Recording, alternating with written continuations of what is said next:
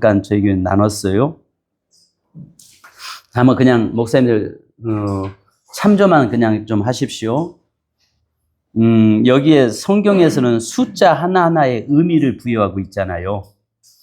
어쩌면은 왜 3이라고 하는 수는 하늘의 수고 4는 땅의 수잖아요. 그래서 하늘과 땅의 수가 합해졌을 때 7이 완전한 수가 되는 거잖아요.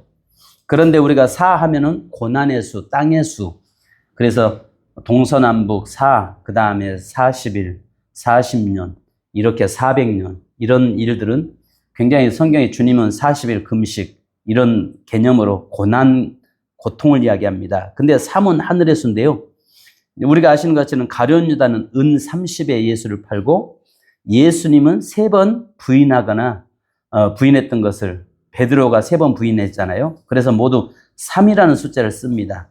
우리가 아시는 것처럼 예수님이 돌아가신 3일 만에 부활하실 뿐만 아니라 하나님이 사무엘을 부르실 때도 3번 부르시잖아요. 이런 부분들을 보면서 3이라고 하는 것은 한마디로 딱 이야기하면 베드로가 3번 부인함과 동시에 가룟 유다가 은 30의 예수를 팔았다는 것은 하나님 앞에 죄인이라는 것입니다. 그러니까 하나님 앞에 범죄한 인생이라는 것을 드러내고 있습니다. 그런데 이제 중요한 것은 후회하는 인생이냐 회개하는 인생이냐, 본질적 차이죠. 그래서 가룟 유다의 행위는 예수님을 은 30에 팔아 넘겼던 거죠. 베드로는 예수님을 3번 부인합니다. 그런데 어쩌면은요, 목사님 아시는 것처럼 가룟 유다가 더 나쁜 사람이 아니에요. 베드로가 더 나쁜 사람이에요. 최소한 가룟 유다는 예수님 안 보이는 가운데서 팔았다고요. 은 30에 팔았다고요. 안 보는 가운데서. 안 보는 가운데서는 원님, 나라님 욕해도 문제가 되지 않아요. 그죠? 근데 베드로는요, 예수님 고난당하고 고통당하고 묶여있는 결박당한 가운데서 고통당하고 있는 그 현장에서 모른다고 부인했다고요. 아주 나쁜 놈이죠. 인간적으로 보면 아주 나쁜 사람이죠. 그런데 여기서 우리가 한 가지 볼 수 있는 것은요, 그럼에도 불구하고 예수님께서요, 요한복음 21장에서 내가 나를 사랑하느냐라고 몇 번 말씀하시죠? 3번 말씀하죠. 이게 심리학적으로 어떤 부분을 이야기하냐면요, 3번 부인을 했잖아요. 평생 베드로가 그 3번 부인했다고 하는 그 상처, 그 마음 가지고 아픔으로 살아가야 될 존재라고요. 그래서 주님께서 찾아오셔서 어쩌면은 3번 네가 나를 사랑하느냐, 사랑하느냐, 사랑하느냐라고 질문 던질 때 잔인해 보이는 것처럼 보이지만, 그러나 그에게 있는 상처를 치유하기 위해서 3번 부인했던 것을 3번 네가 나를 사랑하느냐를 통해서 회복시켜내시는 모습을 우리에게 말씀하는 거거든요.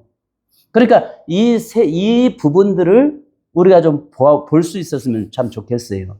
그러니까 만약에 주님이 네가 나 사랑하느냐라고 해서 3번까지 그렇게 회복시켜내지 않았으면 그가 사역하면서도 늘 그 상처가 그를 사로잡았을 거예요. 그러니까 오늘날 우리가 강단에서 목사님들이, 목회자들이 그 상처가 치유되지 않으면 그 상처가 나중에 성도들의 공격용 무기가 돼버려요. 우리가 그거 잘 아시잖아요. 그래서 말씀을 빙자해서 성도들을 그 상처로, 당신의 상처로 성도들에게 상처를 안겨주는 공격용 무기가 돼버리는 겁니다. 그러니까 말씀을 빙자해서 상처 주는 목회자가 의외로 많습니다. 자, 그래서 목회자는요, 상처 있는 자가 목회자가 돼서는 안 된다는 것이죠. 그래서 상처가 있다면 그 상처가 치유되고 회복된 자가 강단에 서야 성도들에게 상처로 공격하지 않는다는 것이죠. 자, 그래서요, 여기에 보면은 우리가 아시는 것처럼 반응이 나타나죠. 후회하느냐, 통곡하느냐. 이게 중요하죠. 그 다음에 태도는요, 자신의 죄책감에 압도되어서 스스로 목숨을 끊어버리잖아요. 예수님을 다시 만나 회복의 은혜를 받습니다. 결과는요, 죽음, 절망, 영적 단절. 그러나 베드로는 회복, 사명위임, 오순절의 사도. 자, 유다는 후회했고 베드로는 회개했죠. 오늘 우리는 그 차이를 통해서 참된 회개가 무엇인지, 그리고 회개가 어떻게 우리를 살리는지 함께 나눠야 됩니다. 자, 그러면 후회하는 자리에서 끝나느냐, 회개 자리까지 나가느냐가 중요하죠. 그러면 성경적으로 본 두 사람의 반응을 보면요, 가룟 유다는 후회하죠. 정의는 감정적 슬픔, 죄책감, 자기 연민 등 마음의 번민을 의미하죠. 특징은 죄를 인정했지만 그 죄를 하나님께 가지고 가지 않고 스스로 해결하려고 합니다. 결국 절망 속에서 자살해버리죠. 문제점은 하나님 없는 슬픔은 생명을 낳지 못한다는 것이죠. 그래서 고린도서 7장 10절 같이 한번 읽어보십시다. 시작.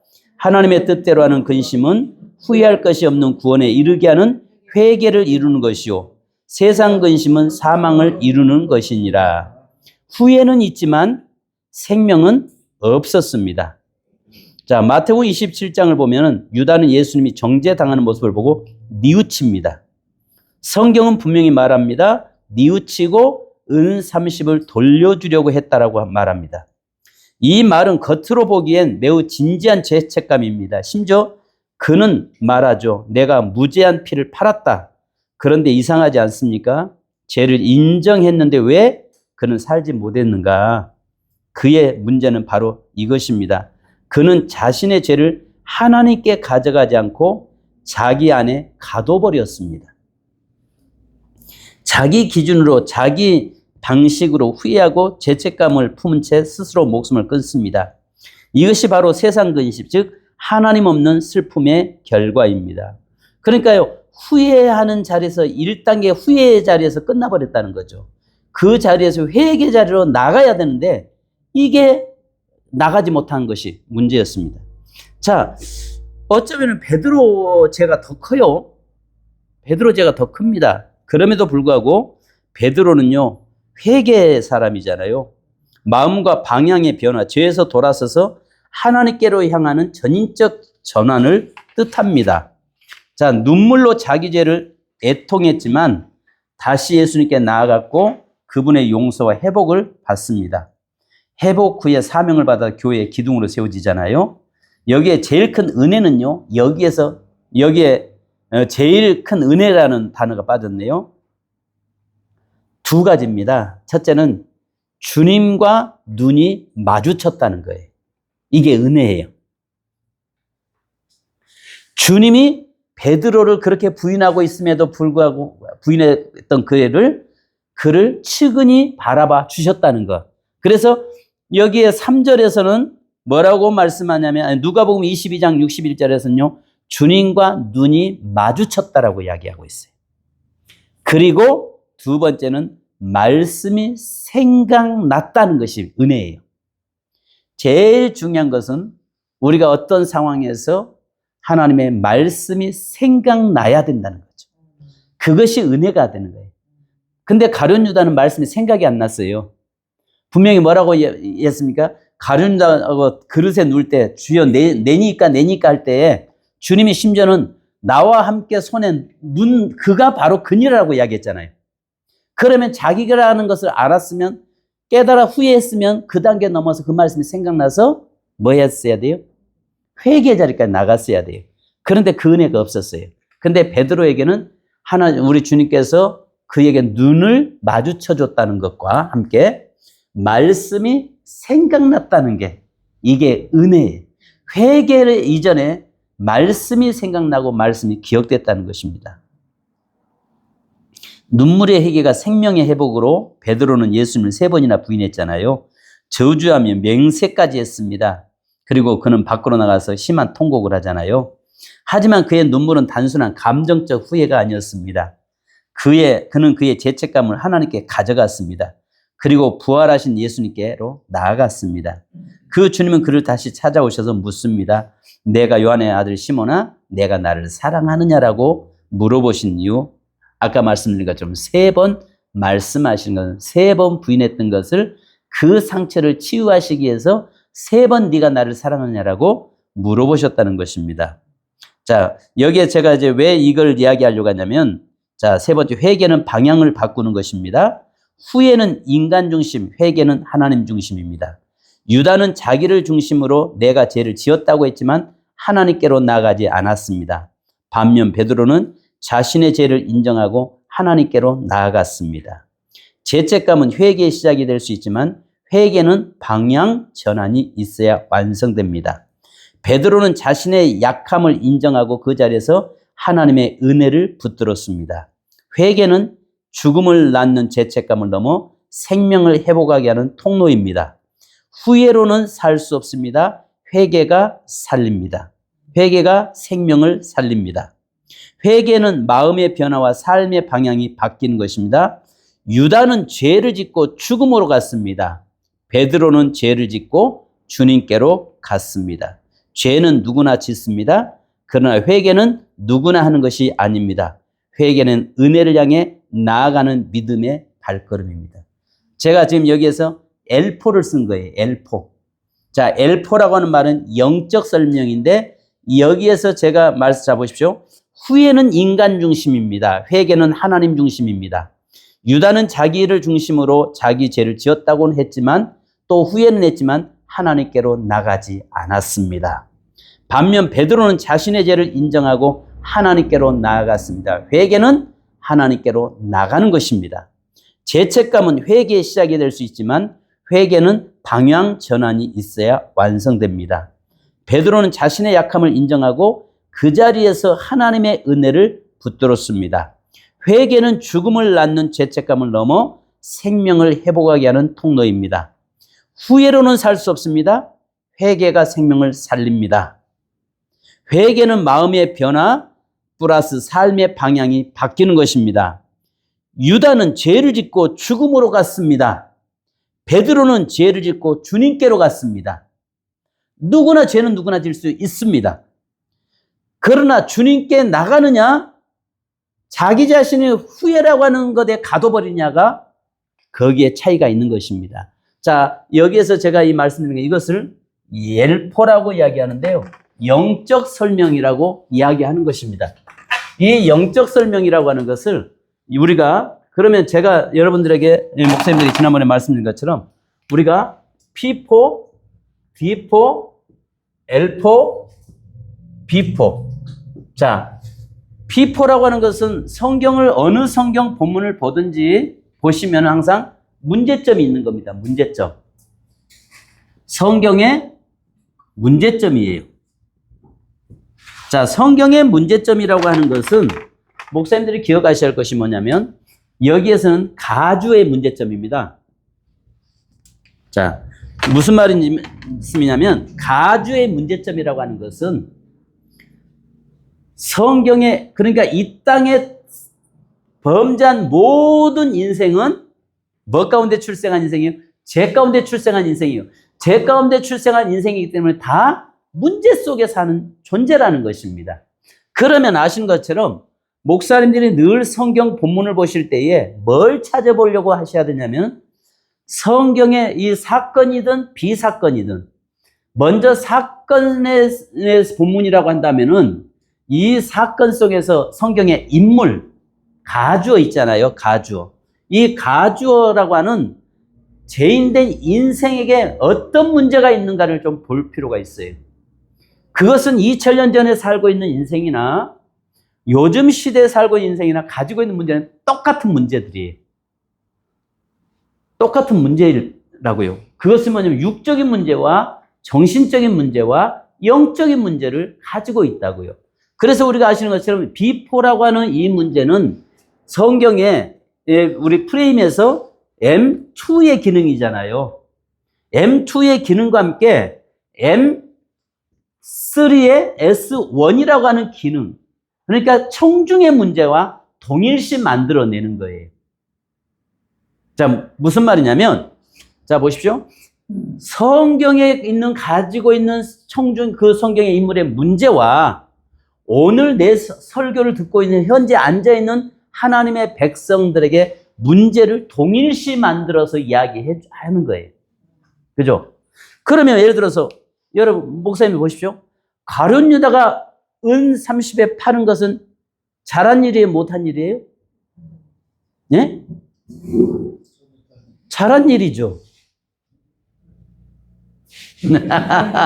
잘한 일이, 아주 잘한 일이죠.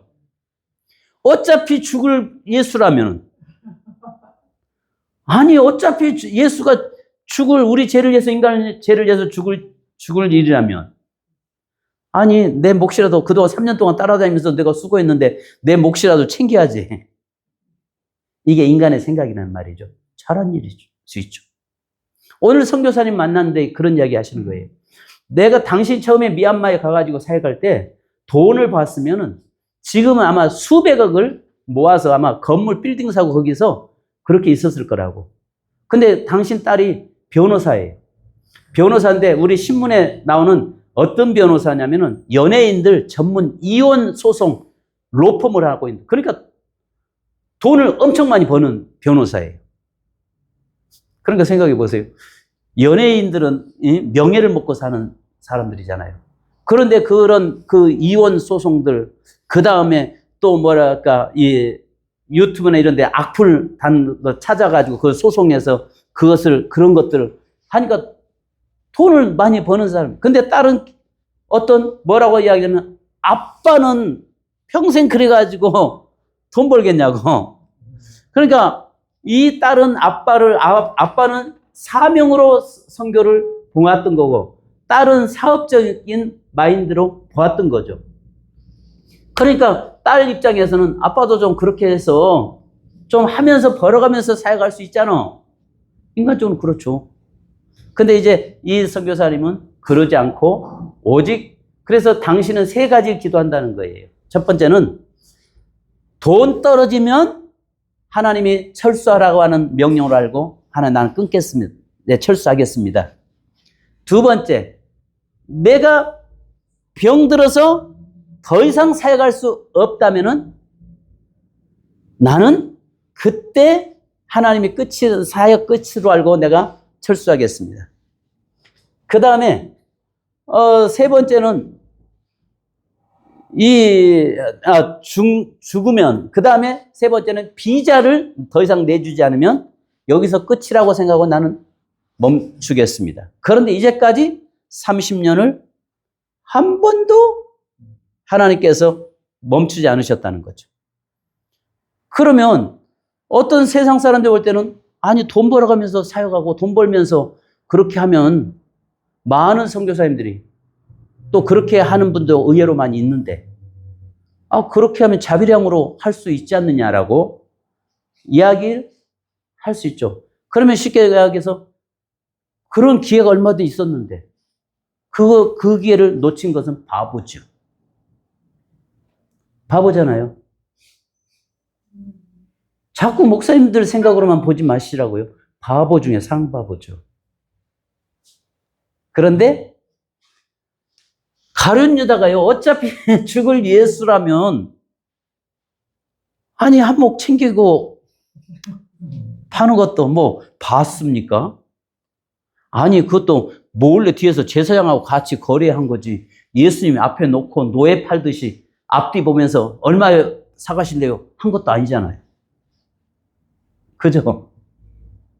근데 우리는 믿음 있는 분들은 어떻게 이야기해요? 팔면 안 되죠. 근데 예수님이 죽으러 오셨다니까요? 어차피 죽으러 오신 거, 아니, 한몫 보는 것도 뭐 잘못된 일인가요? 나를 타락한 목사로 보지 마시라고요.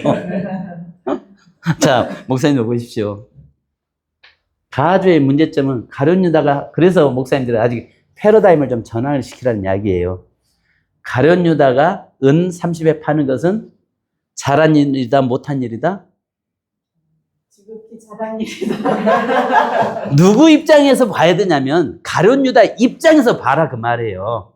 가주의 입장에서 보라는 말이에요. 우리는 그 입장에서 보지 않으니까 문제가 안 보이는 거예요. 우리는 자꾸 어떤 자리에서 봐요? 예수님의 자리에서 자꾸 보려고 한다고요. 예수님 자리에서 보는 것이 아니라 가주의 입장에서 바라보라는 말이에요. 그럴 때 문제가 보인다고요. 자꾸 우리는 성도들한테요, 성도들의 입장에서 그럴 수 있겠다. 그렇다. 그런데 우리는 무조건 뭐라고 해요? 하나 주님 입장에서 그냥 이야기해요. 믿음이 없다고 내치죠. 뭐 날마다 후려 까죠. 그러니까 예를 들어 이런 경우죠. 아들이 밤 2시에 들어왔어요. 그러니까 아빠가 있다가 응?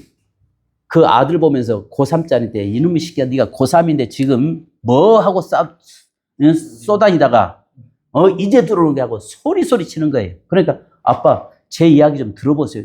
뭘 듣기는 뭘 들어 이 새끼야. 네가 지금 고3인데 하고 아빠가 했단 말이에요.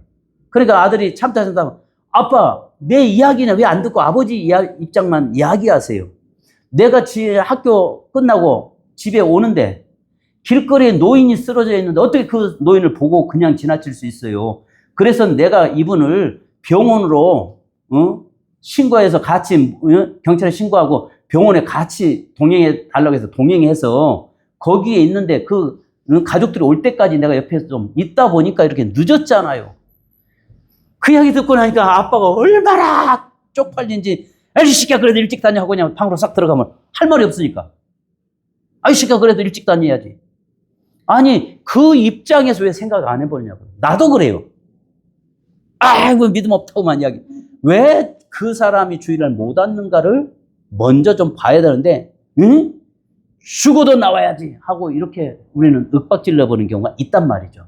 그러니까 제가 이런 이야기하는 이유는 뭐냐면 가룟 유다의 입장에서 예수님 팔 때는 나름대로 이유가 있으니까 팔았을 거 아니에요. 그죠? 아니 그가 정말 이건 팔면 안 되라고 했으면 못 팔았죠. 어차피 그가 3년 동안 살면서 지나오면서 예수가 나는 죽는다라고 했잖아요. 머리는 참 좋잖아요. 가룟 유다가 머리가 좋은 사람이에요. 그러니까 기억되니까 어차피 보니까 예수님은 왕 되기는 틀린 사람이에요. 그래서 누가복음에서는요. 앞에서도 계속 예수님은 골고다에 올라가는데도 아니 겟세마네 동산에 그 무거운 마음으로 기도하러 올라가시는데도 제자들은요. 서로 자리 다툼했다고 성경 이야기해요. 그러는데 가룟 유다는 좀 약삭 빠른 사람이잖아요. 어차피 예수가 죽을 바에는 뭐 은 30 뭐 보고 가는 것도. 그런데 중요한 것은 예수님을 은 30은 당시에 노예값이잖아요. 노예값. 잘한 거예요. 가룟 유다 저희가 신학교 다닐 때요. 채플 시간에 이제 3학년 때 되면 이제 학생 한 번씩 이렇게 돌아가면서 채플 인도했잖아요. 한 학생이 나와가지고 지금도 기억하는 게 가룟 유다의 애찬론을 폈어요. 가룟 유다가 아니었으면 예수님 죽을 일도 없었고 가룟 유다가 죽은 것은 하나님이 보내신 자였다. 이런 식으로 설교해가지고 난리 났어요. 그래가지고 교수가 야 이 새끼야 하고 막 응? 그래가지고 경고받고 막 그랬었다고요. 근데 그 친구가 나름대로의 그걸 너무 그냥 뭐랄까 하나님의 쓰인 도구였다라고 해서 가룟 유다를 예찬을 해버렸을 문제였다고요. 예찬 제가 이야기하는 게 예찬 아니에요. 혹시 영상 유튜브 듣는 분들 오해 마십시오. 이게 뭐냐면은 가주의 입장에서 이게 피포의 문제점은요. 누군가 팔 거라면 어차피 죽을 거라면 뭐 나도 하나 주님이 십자가에 죽은데 나도 한몫 감당한 거잖아요. 한몫 감당했잖아요. 그러니까 가주의 입장에서 한번 보려고 해라. 정말 이게 그가 나중에 가서 예수님이 죄가 없는데 그분이 수모당하고 모욕당하는 모습 보면서 후회했다라고 이야기하지. 그 전까지는 그가 한 것은 한편으로는 두 마음이 싸웠겠죠. 그러니까 여기에서 이 가주의 문제점을 보려고 해라. 그 다음에 성도들의 설교할 때 성도들의 문제점을 보려고 해라. 그것을 여기에 피포라고 이야기합니다. 피포. 그래서 피포는 M2의 S2잖아요. S2와 S3가 여기 들어갔죠. 그러니까 M2가 전체가 들어가고 M3, 미안합니다. 이거 죄송합니다. 이렇게. M4의 S1이잖아요. 여기가 뭐예요? 청중의 적용이잖아요. 적용 문제죠. 자, 그래서 문제점을 봐라. 자, 그러면 문제가 있으면 이 문제를 뒤집으면, 자, D4에서는 가룟 유다는 예수님을 팔면 돼요? 안 되잖아요. 팔아서는 안 되잖아요. 왜냐하면 그것은 가룟 유다 속에 사단이 들어가고 생각을 잡아버렸고 사탄이 잡혔고, 이미 주님께서는 그에게 돌이키라고 경고의 말씀도 하셨고, 실제적으로 떡그릇에 같이 손 넣으면서 나와 손이 닿는 그가 나를 팔자니라까지 말씀도 하셨고 기회를 주시잖아요. 그죠? 그러니까 여기서는 보십시오. 가룟 유다가 예수를 판 것은 잘한 거예요, 못한 거예요? 잘한 거죠. 여기서는 D4에서는 예수를 판 건 잘한 거예요, 못한 거예요? 하나님 입장이에요, 여기는요. 그러니까 여기는 내가 설교자가 피포적인 개념으로 볼 때는 내가 가주어가 성도예요. 이해되세요? 자, D4는요. 디멘션이라고 해서요. 여기에서는요. 이 D4에는 뭐가 있냐면, 자, D1은 뭐죠? 윤리적 설교. 윤리적. D2는요. 목회적. D3는요. 신앙적. D4는요. 신적이에요. 신적. 하나님 편에서 하나님을 드러내려고 하는 거예요. 그러니까 여기에 있는 이 전부 다 이쪽에는요. 인간 중심의 설교일 수 있어요. 그런데 여기 D4적 설교는 하나님을 어떻게 드러낼 것인가예요. 근데 이미 예수님은 이미 이 땅에 뭐하러 오셨어요? 죽으러 오신 건 사실이에요. 우리 인류를 위해서 십자가에 처음부터 죽으러 오셨어요. 그런데 문제는 가룟 유다가 그 예수님 십자가에 파는 그 십자가를 지게 하는데 거기에 도구가로 쓰임받아 버렸어요. 도구가 돼 버렸어요. 오늘 우리도 이 땅에서 얼마든지 도구 될 수 있어요. 그래서 하나님께서 저와 여러분에게는 늘 뭐라고 말씀하세요? 깨어있으라고 말씀하세요. 늘 주의 말씀 안에 쓰라고 이야기하세요. 늘 기회 있을 때에 그 기회를 회개해야 할 기회를 놓치지 말라고 말씀하세요. 자, 이 말이 뭐냐면, 자, 보세요. 우리의 삶에서 여기에서 신적 설교로 오늘 가룟 유다가 돼서는 안 된다. 여기서는 되면 안 된다는 거죠. 하나의 도구로 쓰임받았다는 것은 정말 악한 도구로 쓰임받았다는 거죠. 그러면 이 시대의 하나님은 우리가 모든 성도들이 무슨 도구로 되기 원해요? 선한 도구가 되기를 원하세요. 그런데 악한 도구로 쓰임받는 자가 있어요.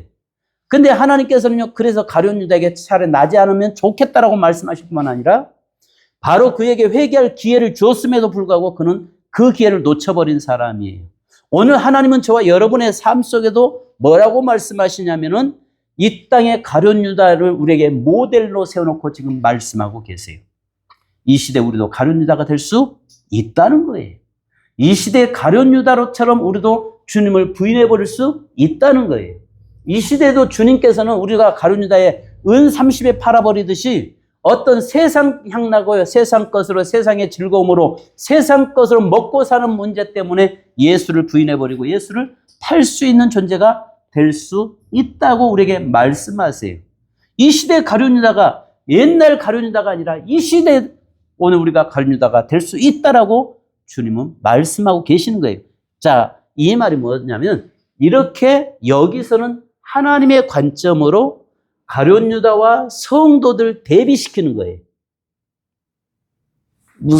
무슨 말인지 이해되시죠?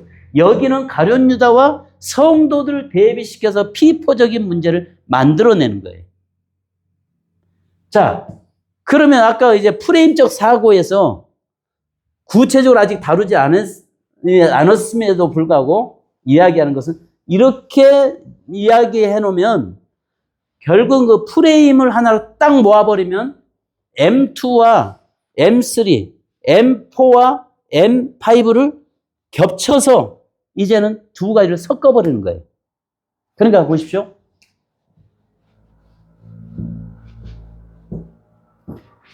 자, M2, M3, M4, M5. 자, 이렇게 됐는데, 여기는 어떤 문제예요? 성경 문제잖아요. 그죠? 여기는요, 현 청중이잖아요. 현재잖아요. 여기는 과거잖아요. 그러면 적어도 여기에 과거 이 사건은 2000년 전 사건이라고요. 그런데 여기는 현재 사건이에요. 현재 사건과 이것을 두 개를 딱 클로즈시가 얹히는 거예요. 섞는 거예요. 얹혀지면 어떻게 되겠어요? 여기에서 성경의 M2S1은 문제점이잖아요. 오늘 청중도 어떤 문제 현장 속에 살아가면서 우리가 문제를 안고 있는 거 있잖아요. 그 문제를 섞어버리는 거예요. 우리가 잘 하는 거잖아요. 그 다음에 하나님의 해결하심을 가지고 오늘 현 청중의 문제를 해결하신 거 섞어서 같이 나가는 거예요. 전에는 이제 프레임을 통해서는 따로따로 구분을 시켰잖아요. 그죠? 근데 지금 이래 합해버리는 거예요. 합해서 섞어지니까 이제는 더 쉬워지죠, 설교가. 굉장히 쉬워질 거 아니에요. 쉬워져요. 자, 그러면 이제 디포적인 신적 하나님의 심정과 속성과 방법, 하나님이 그 문제를 해결하실 때 하나님의 마음을 드러낼 것인가, 아니면 하나님의 어떤 속성들을 드러낼 것인가, 아니면 하나님의 그 하나하나 문제 해결을 어떻게 시켜낼 것인가라고 하는 그 부분을 여기 이야기하는 거예요. 그러면 성경의 문제를 해결하셨던 그 문제, 해결할 기회를 주었고 계속적으로 해결할 기회를 허락했음에도 불구하고 해결되지 않은 가룟 유다처럼 이미 우리가 하나님은 저와 여러분에게 사단에게 마음이 뺏기고 사단이 우리를 마음을 생각을 지배해버리면 어떤 말씀을 하셔도 그게 들려오지 않는 것입니다. 그래서 주님은 계속적으로 네가 깨어있으라고 말씀할 뿐만 아니라 사단이 네 마음을 지배하지 못하도록 성령께서 너를 주장하도록 하라고 말씀하고 계시는 것입니다. 그래서 오늘 저와 여러분의 삶에 사단이 지배하는 순간에 우리는 언제든지 가룟 유다처럼 예수님 당신을 부인해버린다고 우리에게 말씀하고 계시는 것입니다. 자, 그래서 이 시대의 가룟 유다가 성경에 예수님을 파는 2000년 전의 가룟 유다가 아니라 이 시대에도 동일한 가룟 유다가 존재하고 있다고 주님은 계속적으로 우리에게 말씀하고 계십니다. 가룟 유다가 안 된다고 보장할 수 없다는 것입니다. 예를 들어 이렇게 이제 이야기 되잖아요. 그 다음에 이제 L4 아까 이야기한 것처럼 여기 자 후회로는 살 수 없습니다. 회개가 생명을 살립니다. 회개는 마음의 변화 플러스 삶의 방향이 바뀌는 것입니다. 유다는 죄를 짓고 죽음의 자리로 갔습니다. 베드로는 죄를 짓고 주님께 회개 자리로 나아갔습니다. 성도 여러분, 죄는 누구나 짓습니다. 그러나 회개는 누구나 하는 것이 아닙니다. 회개는 은혜를 향해 나아가는 믿음의 발걸음이요. 믿음 있는 자가 회개하는 것이고 믿음 안에 살려고 몸부림치는 자만이 회개의 자리로 나갈 수 있는 것입니다. 그러므로 믿음은 회개의 자리로 나가게 만드는 것입니다. 예를 들어서 하나님의 말씀이 기억되는 사람은 늘 회개 자리로 나가는 사람입니다. 어떤 환경에서도 하나님의 말씀을 놓치지 말아야 합니다. 어떤 환경에서도 어려울 때에 우리는 회개의 자리에 하나님의 말씀이 기억되어야 합니다. 이렇게 예를 들어서 이 L4적인 것은 정의를 내려주는 거예요. 그러면 L4에 대해서는요, 아신 것처럼 원형 논리, 점선 논리, 직선 논리를 쓰셔야 됩니다. 자, 원형 논리라고 하는 것은 회개는 능력입니다. 회개는 나의 심령의 밭을 갈아엎는 것입니다. 회개는 생명의 자리로 나가는 것입니다. 회개는 내 영혼을 살리는 것입니다. 회개는 내가 주님을 향할 뿐만 아니라 주님으로부터 나에게 향하게 만드시는 것입니다. 회개만이 살 길입니다. 회개만이 생명입니다. 회개만이 역사입니다. 회개만이 능력입니다. 회개만이 축복입니다. 회개만이 역사입니다. 회개하는 자와 회개하지 않는 자의 차이는 하나님 앞에 눈물이 있느냐 없느냐의 차이입니다. 얼마든지 후회할 수 있습니다. 얼마든지 후회하면서 내가 잘못했다고 생각할 수 있습니다. 그러나 회개는 후회로 끝나지 않는 것입니다. 회개는 온전히 주님 앞에 통곡하며 눈물 쏟는 것이 회개입니다. 그리고 회개는 온전히 가던 길을 돌이켜 돌아서는 것이 회개입니다. 그것이 삶의 능력이요 사는 길입니다. 예를 들어서 이렇게 원형 논리에서 계속 회개가 뭐다 강조하는 거잖아요. 자, 그런데 여기에서 후회는 아무리 후회해도 거기에는 생명이 없습니다. 가룟 유다는 그 후회 속에 가둬져 있어서 결국은 새 사망의 자리로 나간 자가 되었습니다. 후회해봐야 소용없습니다. 후회해봐야 자 이렇게 예를 들어서 강조되는 것이 원형 논리입니다. 점선 논리는 회개하는 인생에게는 하나님의 능력이 있지만 회개하지 않는 인생에게는 하나님은 그에게도 어떤 은혜를 베풀어 주시지 않습니다. 회개 자리에 나가는 자는 생명의 자리에 사는 길이요 회개하지 않는 자는 사망의 길로 나가는 것입니다. 회개는 생명, 후회는 사망. 그러면서 예를 들어 따라서 하게도 하는 것입니다. 자, 예를 들어서 중요하다 싶으면 따라서 여러분 따라서 합시다. 회개는 생명입니다. 후회는 사망입니다. 그러면 여러분은 생명만 이야기하십시오. 회개는 이제 이게 뭐냐면 메아리 기법이라고 하는 거예요. 메아리 기법은 주거니 받거니 하는 거예요. 여러분은 그러면 회개는만 하십시오. 자, 생명 우리 사는 길은 죽는 길은 후회. 이렇게 예를 들어서 그러다가 예를 들어서 보면 이런 경우 있습니다. 여러분 아멘만 하십시오. 아멘입니다 하고 나서 회개는 생명입니다. 아멘. 회개는 주님을 내게 향하게 하시는 것입니다. 회개는 주의 능력의 자리로 나가는 것입니다. 회개는 내 영이 사는 길입니다. 회개는 다시 회복의 역사가 일어나는 것입니다. 이렇게 예를 들어서 여러분은 뭐만 하십시오 해놓고 나서 메아리 기법입니다. 서로 주거니 받거니 하는 것을 메아리 기법이라고 합니다. 그래서 설교할 때 이것도 필요해요. 여러분, 제가 여러분에게 말씀할 때 여러분 그렇습니다만 하시기 바랍니다. 예를 들어서 주님은 당신을 사랑하십니다. 그렇습니다. 자, 그렇습니다 할 때 그냥 고개를 그렇습니다 한다든가 예를 들어 액션을 취하기도 만들 필요 있어요. 그렇습니다. 예를 들어 그렇지 않으면 여러분 그렇습니다. 손 이렇게 한번 해보겠습니다. 왜냐하면 좋을 때 이럴 때는 좋을 때 사용되는 거예요. 딴 생각하다 갑자기 설교하다가 보면 분위기가 갑자기 확 다운될 때가 있어요. 아마 그런 경험 있잖아요. 설교하다 보면 영적으로 갑자기 그냥 확 다운될 때가 있어요. 그럴 때는 이런 L4를 쓰셔야 돼요. 그래야 분위기 확 일어나요. 자, 여러분 한번 저 따라서 해봅시다. 그렇습니다. 자, 예, 할렐루야, 그렇습니다입니다. 여러분, 회개는 우리를 살리는 것입니다. 그렇습니다. 회개는 주님을 내게로 향하게 만드는 것입니다. 그렇습니다. 하나님의 말씀이 기억된 자가 회개합니다. 그렇습니다. 예, 이렇게 그러면 그렇습니다. 맞습니다. 아멘입니다. 이렇게 예를 들어서 이렇게 반응을 일으키고 성도들에게 동의하게 만들어주는 거예요. 이런 것들이 필요하다고요. 설교 시간에. 그러니까 이렇게 되면서 서로가 막 일방적으로 혼자만 설교하는 것이 아니라 서로 공감하면서 서로가 이 영적으로 소통할 수 있는 것들이 필요하다고요. 이것을 L4라고 이야기하는 겁니다. 그때 그렇습니다 할 때 하나님의 말씀이 확 내 속에 들어올 때 아멘입니다. 할렐루야. 그렇습니다. 이럴 때가 있어요. 그러니까 이런 것들을 우리가 할 때 직접적으로 반응을 나타나도록 만드는 거예요.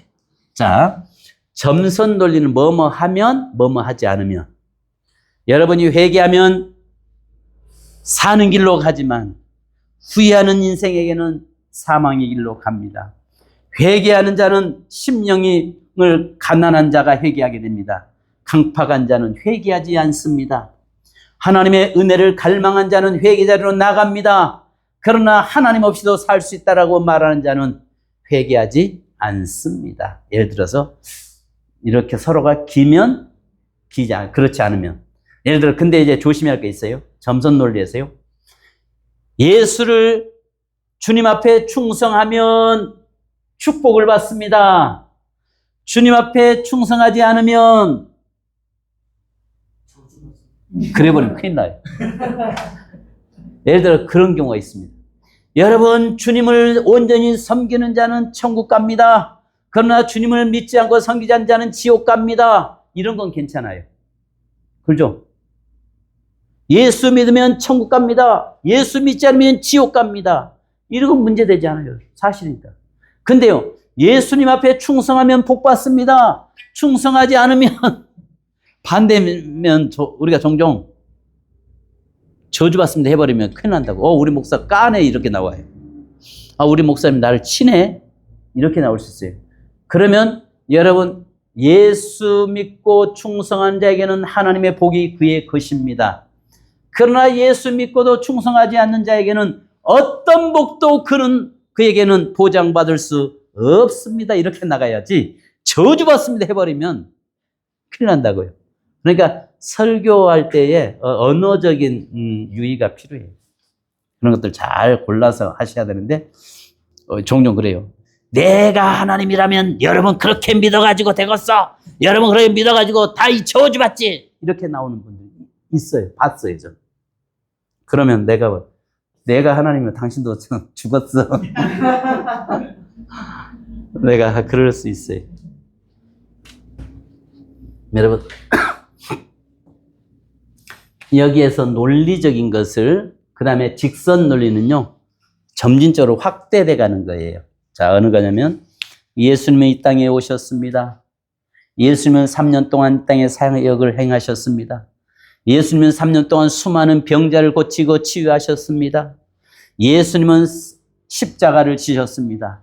예수님은 십자가에서 마지막 피 한 방울까지 쏟으시고 죽으셨습니다. 예수님은 3일 만에 부활하셨습니다. 예수님은 승천하셨습니다.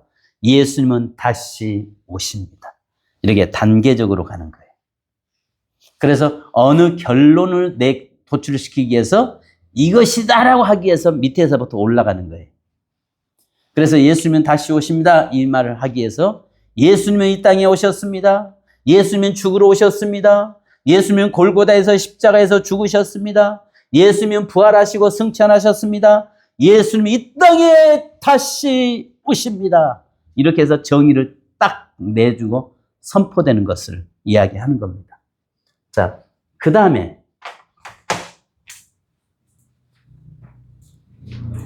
가룟 유다가 받은 복이 있어요, 없어요? 가룟 유다가 받은 복이 있어요, 없어요? 죽으면 지옥 가는데 가면 그 복 없어요, 그는. 가룟 유다가 복 받았다고 해버리면 큰일 나요. 가룟 유다는 어떤 복도 없어요. 주님이 뭐라고 했어요? 차라리 나지 않았으면 좋을 뻔했다라고 이야기했어요. 근데 우리에게 가룟 유다는 오늘 여러분에게 복이 무엇이라는 것을 알려주고 간 사람이에요. 그죠? 가룟 유다는 무엇이 축복이고 무엇이 저주라는 것을 우리에게 분명하게 알려주고 간 사람입니다. 세상에서 가장 불행한 사람은요, 빌라도는 억울해서 지금도 죽겠다고 난리를 칩니다. 가룟 유다가 예수를 팔았고 이스라엘 백성들 제사장들이 예수님을 죽였지 빌라도가 죽였습니까? 근데 교회마다 사도신경 고백할 때마다 빌라도에게 고난을 당하시고 할 때마다 빌라도는 억울해서 지금 이제 죽습니다. 그죠? 빌라도는요 억울해가지고요. 그냥 복음이 증거되는 곳마다 왜 내 이름을 그렇게 들춰내냐고. 가룟 유다 그놈이 팔았고 또 그 다음에 그 제사장들 그놈들이 팔았지. 유대 백성들 자기 백성들이 팔아 죽였지. 내가 언제 죽였냐고요. 근데 왜 나를 빌라도에게 고난을 죽으시고 왜가 나오냐고요.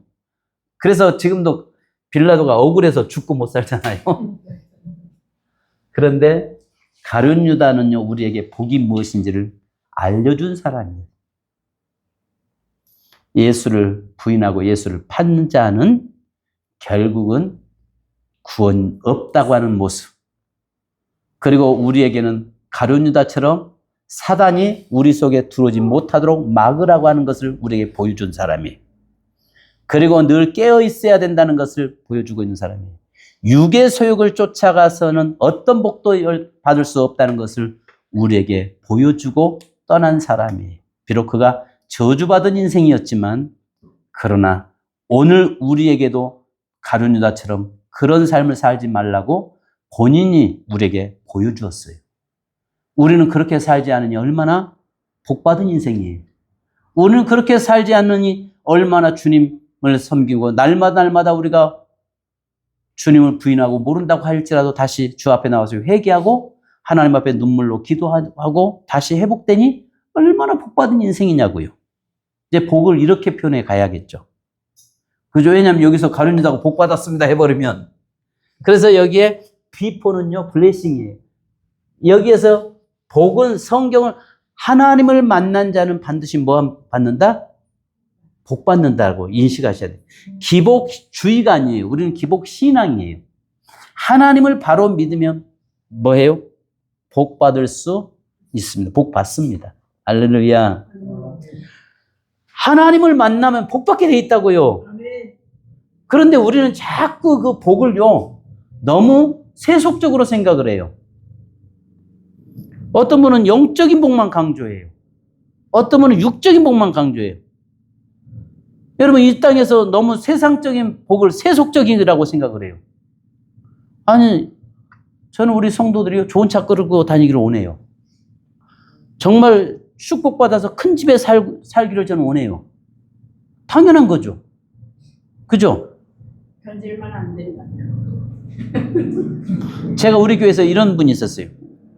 교회를 열심히 나오다가 그럼 뭐 조기 축구에 들어가더만은 예배가 점점 무너져요.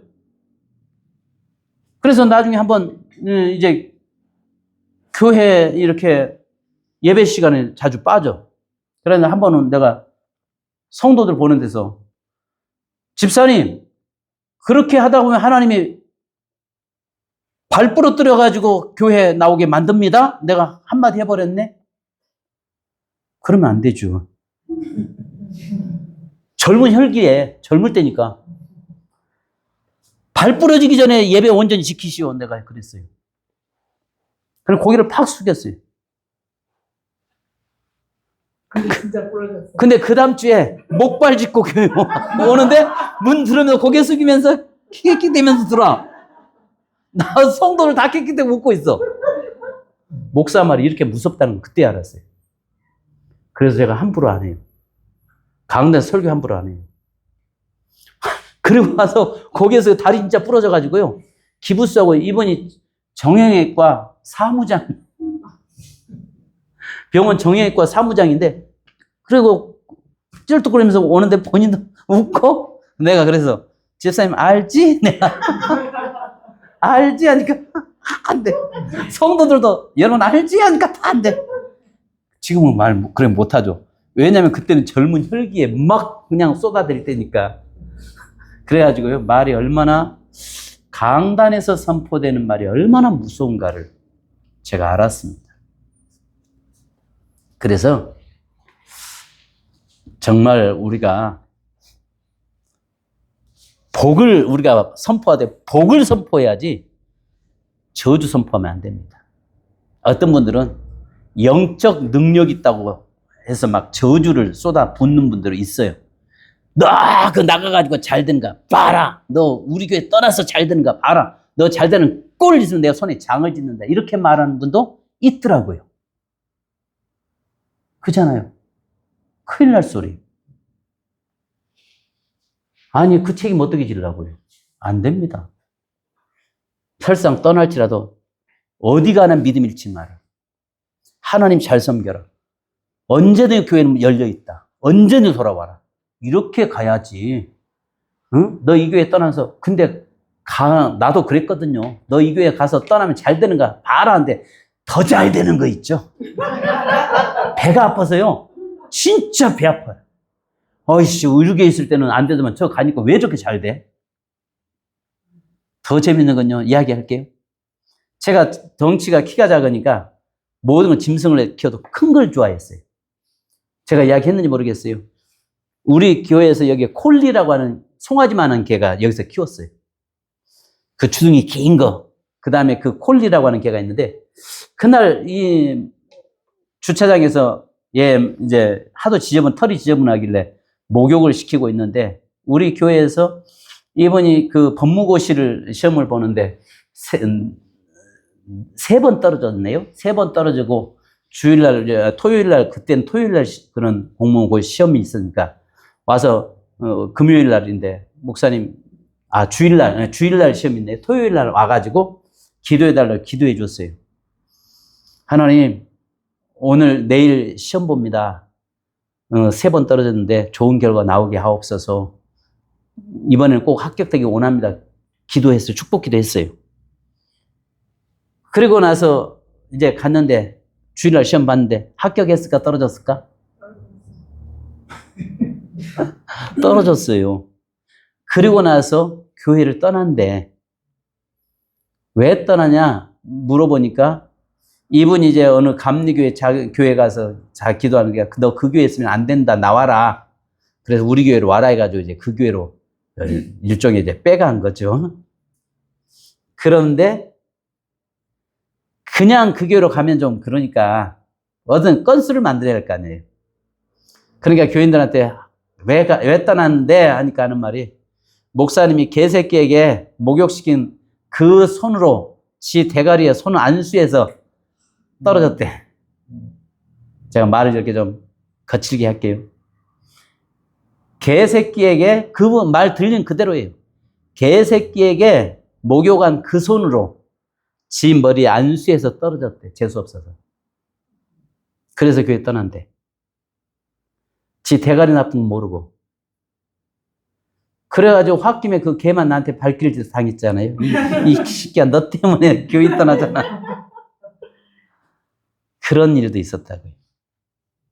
그 교회 가서 잘 됐어요? 합격해가지고 잘하고 있어요? 그 교회 갔더만 어느 날 나중에 내가 여기 등기 소리 띠러 가니까 거기 가서 나를 보면 목사님 안녕하세요 그래요. 누구시죠? 보니까 그 집사예요. 집사님 합격하셨네요? 여기 계시네. 예, 했어요. 다니면서 봐. 그 부인은 봐. 내가 그 교회 나와서 이 교회 가니까 합격되잖아. 잘 됐다. 잘했다라고 했지. 그리고 나서 개새끼만 발길질은 몇 번 당했죠. 나한테. 이 새끼야 너 때문에. 그래가지고 내가 나중에 그랬죠. 속으로. 4번 떨어질 정도면 아무리 용사고 들으십시오. 윤석열 대통령은 9번 만에 합격했다고 하는데 4번 떨어질 정도면 5번째는 그냥 봐도 되겠다. 봐도 뭐 그때는 되지. 그냥 그 생각이 들더라고요. 그래서 내가 우스갯소리로 아이고 잘 됐네요. 우리 교회 있었으면 안 됐을 건데 가서 그 교회 가서 잘 돼서 감사하네요 하고 말았지. 너 가서 잘 될 줄 알아? 잘 되는가 보자 했는데 잘 되고, 그렇게 했으면는데도 성도들한테 잘 되는가 보라고 했는데 만약에 잘 돼 버렸으면, 합격했으면 뭐가 되겠어요? 우리 목사님 저주가 안 맞네. 응? 요즘 여러분 유튜브에 보니까요, 저주 인형 판매하는 거 아시죠? 저주 인형.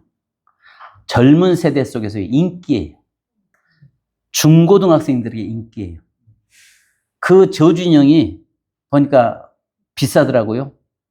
뭐 하나에 세트로 해가지고, 세트가 뭐냐면은 보니까 지프로 만들어 놓은 인형, 그 무속인들 옛날에 했던 거, 그 다음에 부적, 그 다음에 저주못 해가지고 그 세트로 파는데, 네가 미워하는 애가 있으면, 네가 싫어하는 애 있으면 걔 이름을 써놓고 부적에 써놓고 못을 박아가지고 저주해라. 이게 지금 이제 저주 인형인데요. 한번 인터넷에 한번 쳐보세요. 많이 팔리고 있어요. 여기 한번 쿠팡에 한번 쳐보세요. 저주 인형. 뭐라고 나오는가 한번 보세요. 시대가 이래요. 한번 우리 강수사님 한번 쳐보세요. 저주 인형 쿠팡. 내 말이 거짓말인가 보세요. 인형들이 그게 쫙 나와요. 판매하는 데가 한두 군데가 아니에요. 나오죠? 아, 쿠팡이 없어요? 쿠팡 있는 분 한번. 쿠팡 없어요? 요즘은 우리 한국 사람들이요, 이민을 못 간대요. 쿠팡 때문에. 쿠팡이 요즘은 뭐, 딱 배송, 하면, 누면 그 다음날 아침 새벽에 딱 배송돼 오잖아요. 우리나라는 따가운 게 좁아서 그렇죠. 아니, 그래도 지금 각 나라에서, 그러니까 우리나라 젊은 사람들이 이민을 못 가는 이유가 그런다고 하잖아요.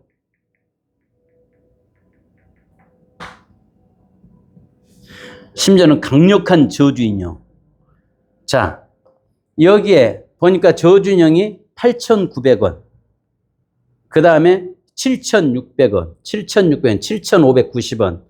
그 다음에 4,500원, 8,900원, 9,940원, 7,600원. 뭐 엄청나게 많이 팔아요, 저주인형. 이렇게. 한번, 자, 부족하고, 못하고, 이렇게 해가지고, 이게 요즘 이게 시대가 말이 되냔 말이에요. 근데, 한두 군데서 파는 게 아니에요. 저주인형 해가지고, 네가 싫어하는 사람, 이름 써서 부적 붙이고 못 박아서 저주해라. 강력한 저주인형. 옛날에 그 무속인들이 그런 짓 많이 했잖아요. 그게 현재 지금은 우리는 쫙 깔려있어요. 이런 것들을 보면서 우리가 마지막 시대에 이것을 봅니다. 그래서요, 복에는요, 육적인 거, 정신적인 거, 영적인 복을 같이 이야기해야 돼요. 자, 그러면 우리가 아시는 것처럼 내가 계속 강조했던 것이 뭐냐면, 자, 성도들이 초신자, 중신자, 장신자로 나눠지잖아요. 초신자, 중신자, 장신자. 자, 그러면 초신자는 이제 예수 믿고 이제 막 은혜 속에 있는 자, 중신자들은 막 이제 교회에서 헌신하는 자, 장신자들은 교회 사역자들, 장로, 권사급들 이런 사람들이겠죠? 그러면 이쪽에 장신자들이 더 원하는 것은 영적인 복이고, 중신자가 원하는 것은 정신적인 것들이고, 초신자들은 육적인 복을 많이 원하죠. 그런데요, 항상 우리는요, 육적 영역에 대해서 함께 이야기를 해야 되는 것이죠. 네. 그래서요, 이 목사님들이 이제 나중에 보면은 PDLB로 가게 돼 있어요. 자, 그 다음에 L4가 뭐냐면은, 자, 보십시오. 우리가 아시는 것처럼 L4가 지난번에 말씀드렸죠. 자, L4는 정의를 내리는 거잖아요. 정의를 내리는데, L1은 뭐죠? 자, L1은 사실입니다. 사실. 자, 사실이 지난번에도 이야기했어요. L1은 사실인데 성경 본문 말씀이 사실이죠. 그죠? 하나님의 말씀이 사실이. 그 다음에 L2는 뭐예요? 해설이에요.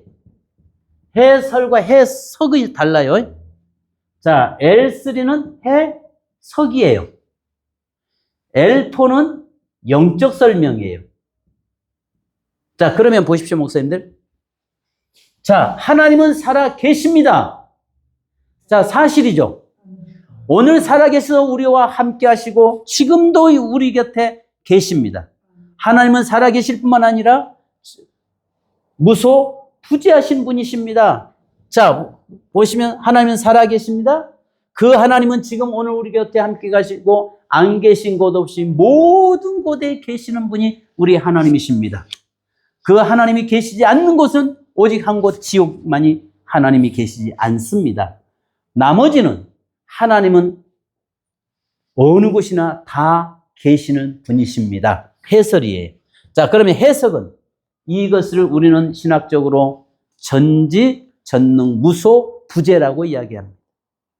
귀신은, 사단은 두루두루 돌아다닌다고 이야기합니다. 그러나 하나님은 무소부재, 안 계신 것 없이 온 땅에 편만하시고 온 땅에 계신 분이 하나님이십니다. 그 하나님 앞에서 우리는 피할 길이 없습니다. 자, 이것은 해석입니다. 자, 그런데 영적 설명은요. 하나님은 오늘 또 살아서 우리와 함께 하십니다.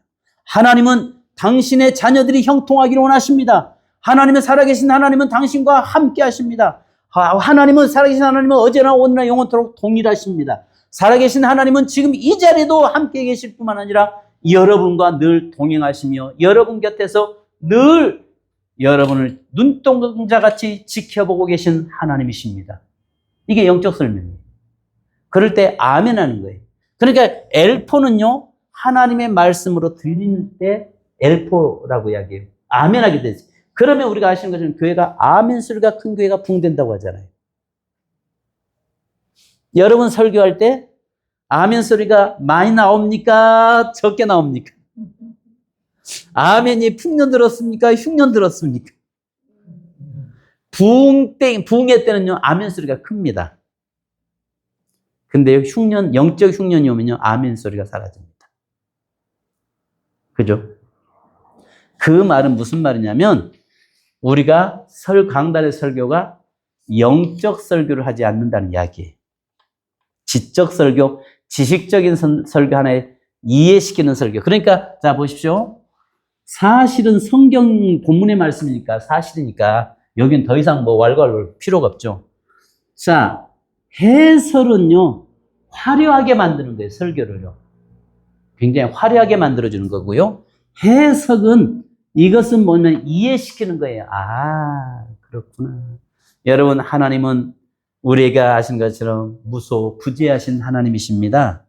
신학적인 용어인데요. 하나님은 안 계신 곳 없이 다 계신 분이 하나님이십니다. 자, 그러면 아, 그렇구나. 자, 영적 설명은 여기서 반응이에요, 반응. 여기서 반응이 나타나게 돼 있어요. 그러니까 하나님이 살아계신 하나님은 당신의 하나님이십니다. 살아계신 하나님은 지금도 당신의 기도에 귀 기울이시는 분이십니다. 살아계신 하나님은 지금 당신이 아파하는 것도 아시고 당신 스스로 당신도 함께 아파하십니다. 살아계신 하나님은 당신이 기뻐할 때 여러분에게 기뻐할 때 하나님도 함께 같이 춤을 추시는 하나님이십니다. 이렇게 표현할 때에 성도들은 아멘 아멘 하게 돼 있어요. 그러니까요, 여러분 보십시오. 자, 회개가 여기에 베드로는 회개했고 가룟 유다는 후회했습니다 했다고 성경은 말씀합니다. 자, 여러분, 우리가 회개가 무엇이죠? 회개는요, 내가 주의 말씀이 기억나고 내가 주 앞에 나와서 눈물로 하나님 앞에 아뢰는 것, 이것을 우리는 회개라고 이야기합니다. 후회는 내가 잘못했어. 내가 이거 잘못했어. 후회는요, 안 믿는 사람들도 많이 합니다. 후회는요, 불신자들도 얼마든지 양심의 가책을 느끼고 후회할 수 있습니다. 그러나 그들이 할 수 없는 것은 회개는 할 수 없습니다. 그러나 회개는 하나님께서 당신의 자녀들에게만 주신 선물입니다. 자, 그러면 해석에서 회개는 무엇이고 후회는 무엇인가? 예를 들어 언어적으로나 어떤 신학적으로나 이렇게 말하는 것이죠. 자, 영적 설명 보십시오. 회개는 주님 앞에 나가는 것입니다. 후회는 내 스스로가 내 속에서 가둬지는 것입니다. 회개는 살리는 역사가 일어나는 것입니다. 후회는 사망으로 가는 지름길입니다. 회개는 주님 앞에 나가는 능력의 출발점입니다. 후회는 내 스스로 깊은 사망의 수렁으로 들어가는 지름길입니다. 후회하느냐, 회개하느냐, 한 끗 차이입니다. 우리 그리스도인은 후회 자리에 멈춰서는 안 됩니다. 후회 자리에 서서 사망의 자리에 들어가서는 안 됩니다. 후회 자리에서 머물러서 그곳에서 더 이상 앞으로 나가지 못한 자가 돼서는 안 됩니다. 회개는 주님 앞에 나가는 길입니다. 회개는 생명의 길입니다. 회개는 축복의 출발점입니다. 회개는 하나님의 역사를 내 것 만드는 능력이 있습니다. 아멘. 이렇게 해서 아멘 아멘하게 만드는 거예요. 자, 우리 잠깐 쉬었다 하겠습니다. 자, 이해되세요? 네.